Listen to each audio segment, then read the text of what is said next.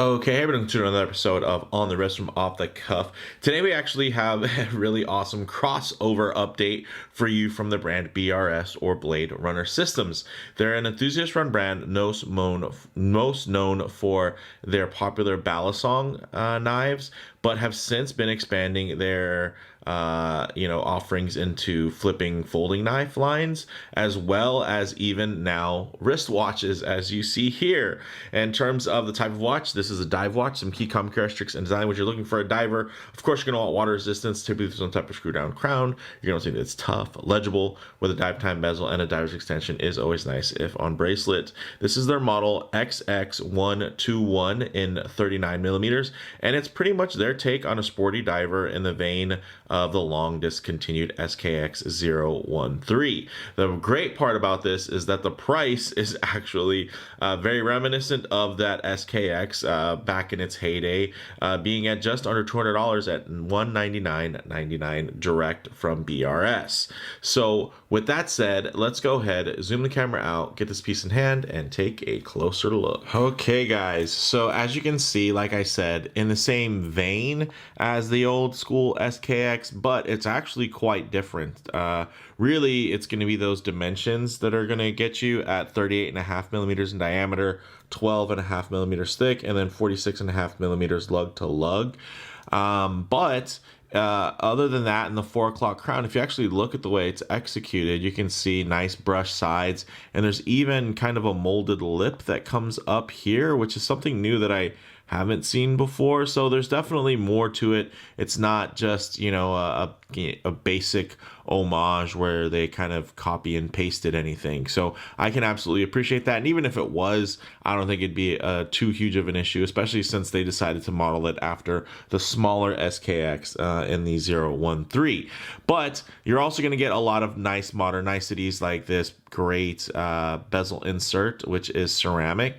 Also, you're going to have a sapphire crystal, which does have AR coating on it, which is really nice. And you can see applied indices. This thing definitely is a lot more fully loaded than your typical old school SKX. So I think that's nice, especially coming from, the Seiko mod kind of community in the past. This is the type of stuff that people kind of used to always wish for. And now you can kind of get it right out of the box for an amazing price at only under $200 at $199.99. So it's even reminiscent of the old SKX, even in terms of how affordable it is. Of course, now those prices have inflated quite a bit due to scarcity and collectability, but the nice thing is you can get something fully loaded with a similar footprint that fits kind of within that similar space.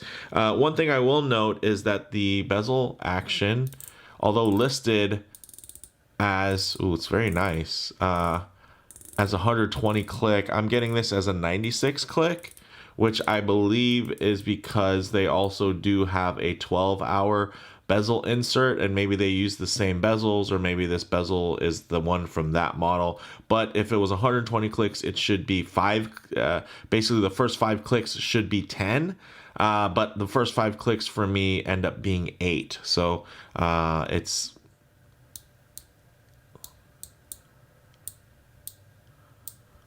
definitely, for me, I believe this is a 96 click. It's still unidirectional. There's a touch of play you can see there. But the nice thing is, because there's a touch of play, you can get it to align perfectly within the play. But if you were to back it onto the click, it would just be a hair off there. So not too shabby from that perspective, and especially when you think about the price point that this is going to be playing in at right around $200. Now, another thing that's reminiscent of the Seiko is the movement. Although you can't see it underneath this nicely etched screw-in case back, it's using a Seiko Instruments NH35. Also, when we get into some of these details, you can see that it's not just a standard black dial. It actually does have a very faint sunray pattern to it, which you're not going to be able to notice very often. It kind of reminds me of the new 39 millimeter Pelagos in that it It's very, very subtle. Of course, when it's reflecting directly off of the black camera lens, it's harder to see. But if I try to negotiate that a little bit, you can see it here. There's a very, very faint sun ray, which I think does add something nice to it. It's not super loud or in your face. Actually, let me give this a quick wipe, just because we do have a little bit of fingerprints there, especially with that nice glossy black ceramic insert. And then we get into, of course, the lume. It does glow green. It's unspecified in terms of what type of lume. This has 20 atmospheres, or 660 feet of water resistance, or 200 meters, which is great. Another nice thing is you're also getting 20 millimeter lugs. So that's fantastic, right? Because this thing could be a real strap monster. And honestly, the bracelet, it does the job. Standard kind of 3-link style. It does have a slight taper down to 18 millimeters, and that stamped clasp, pretty standard. And then you do have a milled folding section there.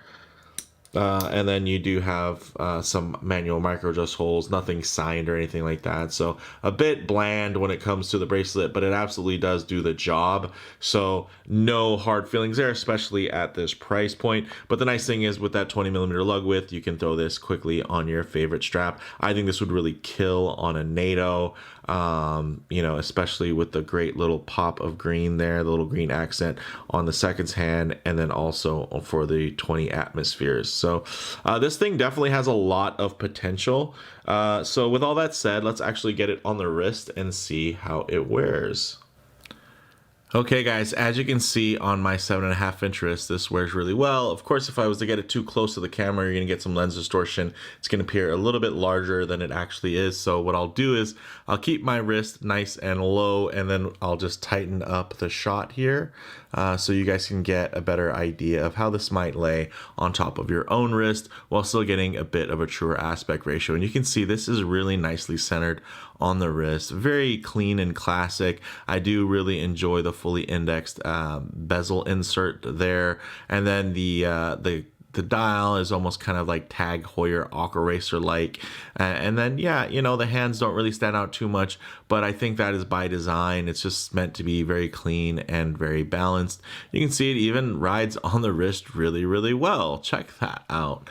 So not a huge watch, so I think that's something that a lot of folks these days do look for. They do want something that's going to be a little bit more modestly sized, but still packs a punch when it comes to its specs. So for $200, this is definitely very, very compelling. You're getting those applied indices, you're getting ceramic, you're getting sapphire, you're getting a hacking hand windable movement with a solid bracelet that does have a nice little taper to it, milled folding section on the clasp, although the rest of the clasp is more standard affair in terms of that push button flip lock style. And then it does have push pins, friction pins there for the connecting links, but you can't have it all, especially at this price point. So with that said, let's actually get this piece off the wrist, although I will say that it does enjoy being on the wrist, especially with those great ergonomics there and the contouring of the case, nicely brushed to a nice kind of industrial finish. But let's go ahead, get it off the wrist, set up for some lume shots, low light transition, and closing thoughts. Okay, let's go ahead and hit the lights here. As you can see, fully loomed bezel insert, which was a really nice surprise. I thought it was going to be just a loomed pip. So very, very cool. And it's always nice to see, when your expectations are exceeded a bit, especially at this price point. So with that, of course, I always do like to work in some low light transition, because you're not always going to be out in the middle of a field enjoying direct sunlight.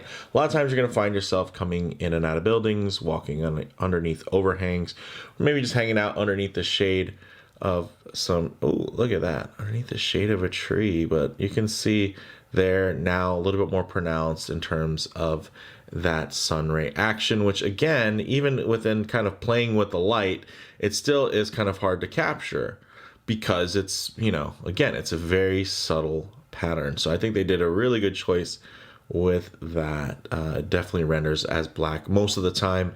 And then, of course, when you're in some very unique lighting conditions, you're going to be able to see a little bit more visual play. So very cool, and still extremely legible. You can see regardless of the gradient of light that you're going to get on there. Even if we get into some high contrast lighting, which typically could expose, you know, maybe some type of production defects, you're just going to notice that, yeah, the light does, you know, go. This is actually a loaner, if I didn't mention, thanks to BRS for sending this watch in, and you can see that this has been worn before.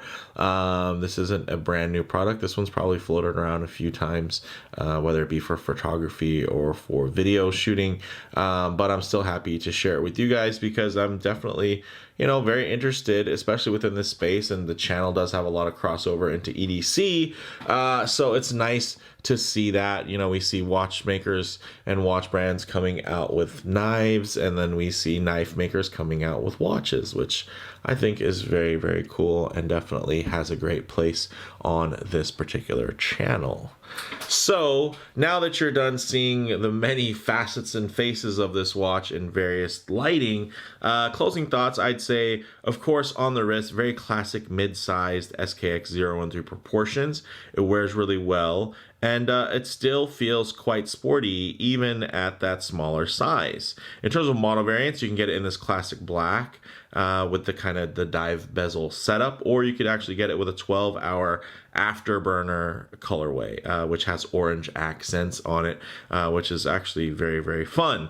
In terms of comparable models, honestly, at right around $200, having sapphire with ceramic and an automatic movement featuring hacking hand winding, like, this is a very competitive package. And yes, some of those trade-offs are going to be more so in the space of originality, and there's a reason why they were able to pack those great specs into this package, because it's a very universal, you know, kind of beloved silhouette there. So I'm glad that they did this versus just your kind of standard Rolex Submariner homage. It's cool that they kind of mixed and matched a couple of different things while still adding some of their own flair. So again, this thing will definitely change its personality, you know, when you need to, whether it be putting it on a rubber dive strap or maybe just a vintage leather strap to kind of dress it up, or a really cool black NATO, or even something that has some stripes on it. So there's definitely a lot there for not a lot of money, which I still think is quite compelling. So for me, guys, the bottom line is this does remind me a lot of those kind of fully loaded modernized SKX mods of the past, but it's actually still at a price point that makes it even more accessible than those old mods, right? So for me, being a huge Seiko fan, of course, this definitely pulls at the heartstrings a bit in terms of its visual design cues. But again, it does things quite a bit different, and it's not just the same watch, you know, with a different brand name on it. They definitely did make some deliberate changes that I think really played well. So with that said, let me know what you guys think in the comments below. If you like the video, please do a like, and if you have any, please subscribe for more content just like this. Thanks, guys.